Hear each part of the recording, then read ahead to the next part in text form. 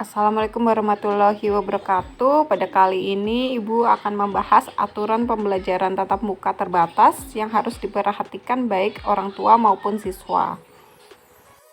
Di rumah, sebelum berangkat ke satuan pendidikan, siswa sarapan sehat, makan pagi sehat. Artinya, mengkonsumsi makanan bergizi seimbang yang terdiri dari karbohidrat, protein, vitamin, dan mineral sesuai kebutuhan porsi sekali makan yang benar.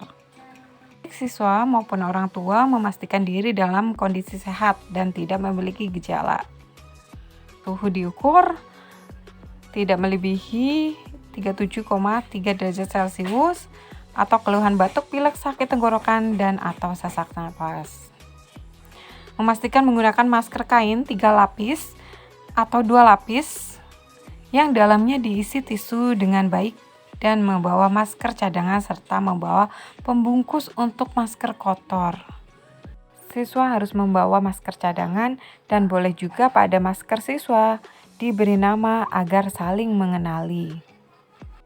Sebaiknya siswa membawa cairan pembersih tangan hand sanitizer, membawa makanan beserta alat makan dan air minum sesuai kebutuhan.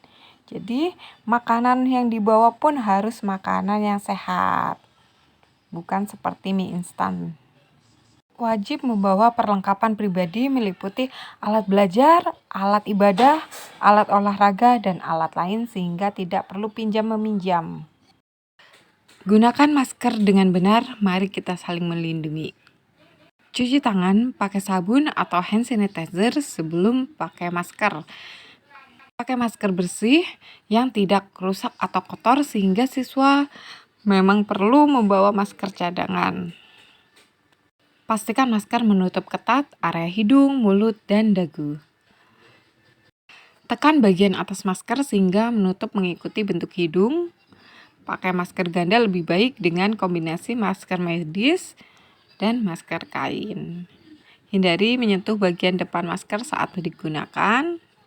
Lepas masker dari tali belakang, kemudian kembali cuci tangan pakai sabun atau bersihkan dengan hand sanitizer setelah melepas masker.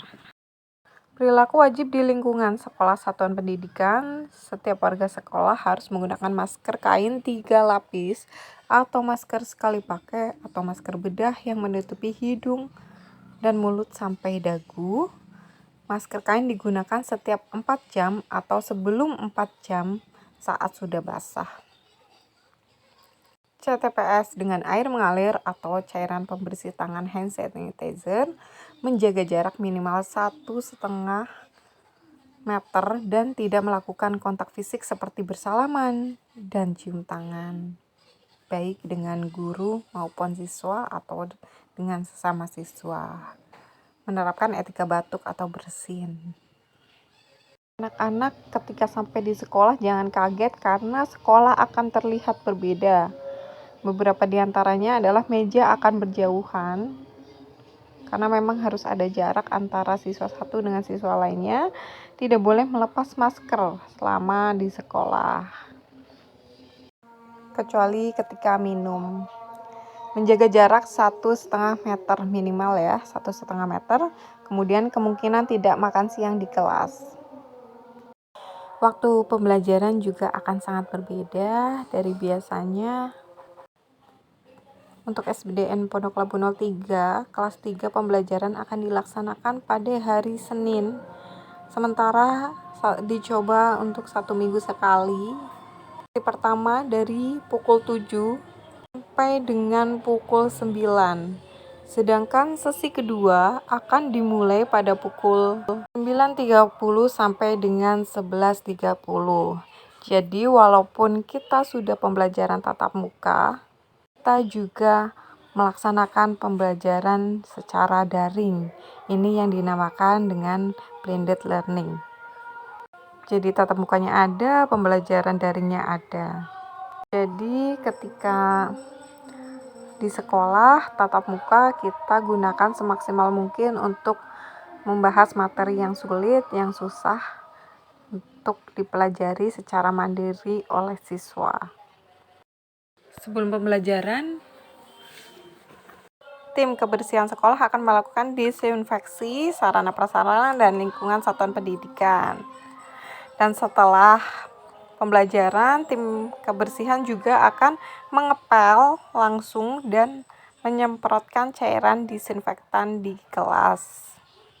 Kami memastikan kecukupan cairan disinfektan, sabun cuci tangan, air bersih di setiap fasilitas CTPS, dan cairan pembersih tangan, baik sebelum pembelajaran maupun setelah pembelajaran.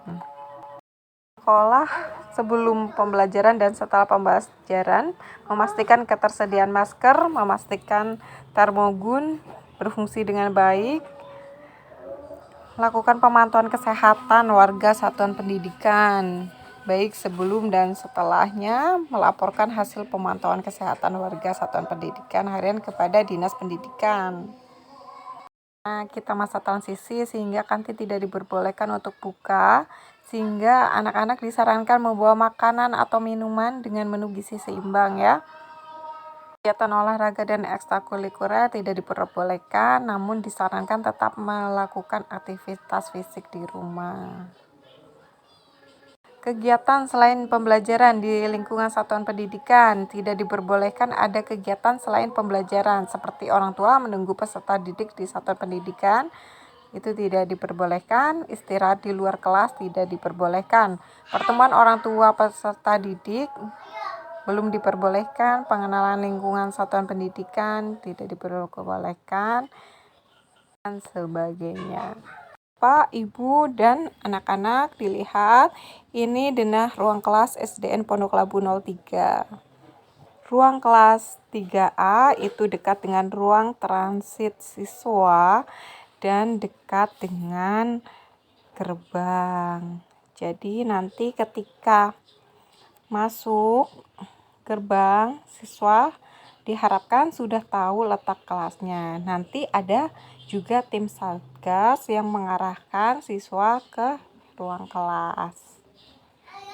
Demikian itu adalah beberapa hal-hal yang perlu diperhatikan baik orang tua maupun siswa dalam pelaksanaan PTM, sehingga tidak ada pelanggaran yang kita lakukan dan tidak ada klaster baru di lingkungan sekolah kita. Saya Bunda mohon untuk mengarahkan Ananda sesuai aturan. Terima kasih. Wassalamualaikum warahmatullahi wabarakatuh.